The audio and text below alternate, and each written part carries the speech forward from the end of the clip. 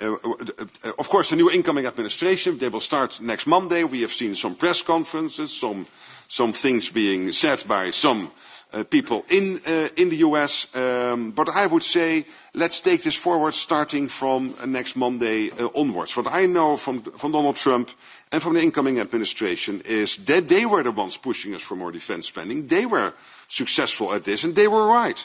I mean, we did not spend enough, and now luckily we are overall close to the 2%. The problem is, of course, that in the meantime the 2% is not enough.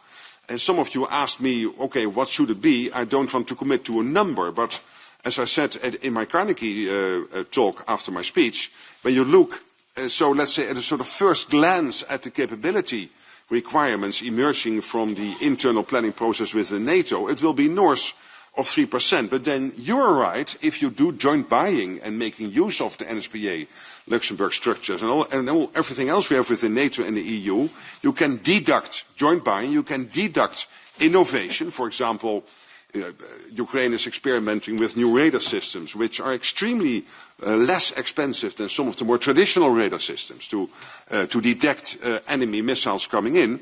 Just one example, if you deduct that, you don't have to get to what we are afraid of you would need now, which is 3.6, 3.7. So you would bring that number somewhat down, but it will be impressively more than the 2% we are at now, I'm afraid. But that is a structured process within NATO. We will conclude it over the coming month with the defense ministers, latest in June before the summit in The Hague.